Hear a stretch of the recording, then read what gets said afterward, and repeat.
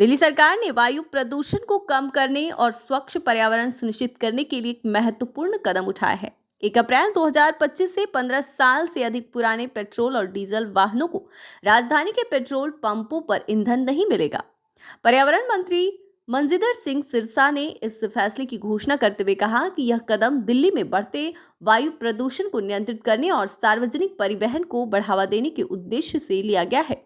सरकार के मुताबिक 31 मार्च 2025 के बाद 15 साल पुराने वाहनों पर प्रतिबंध पूरी तरह लागू होगा। इससे प्रदूषण फैलाने वाले पुराने वाहनों को सड़कों से हटाने में मदद मिलेगी और दिल्ली की हवा को स्वच्छ बनाने की दिशा में एक ठोस प्रयास होगा।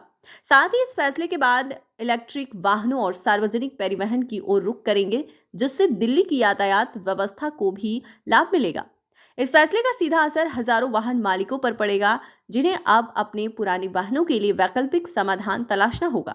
हालांकि दिल्ली सरकार स्क्रैप पॉलिसी और इलेक्ट्रिक वाहनों पर सब्सिडी जैसी योजनाओं पर भी काम कर रही है, ताकि लोग आसानी से अपने पुराने वाहनों को छोड़कर नए और कम प्रदूषण फैलाने वाले विकल्पों को अपना सके।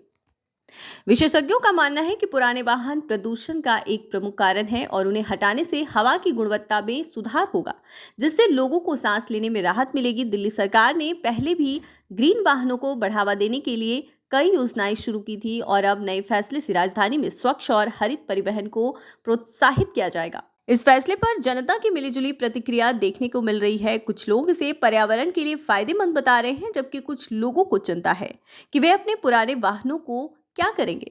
खासकर टैक्सी और ऑटो मालिकों के लिए यह फैसला बड़ी चुनौती बन सकता है। हालांकि सरकार ने यह भी संकेत दिया है कि आने वाले दिनों में इस फैसले से जुड़ी अन्य नियमों और राहत योजनाओं की घोषणा की जा सकती है।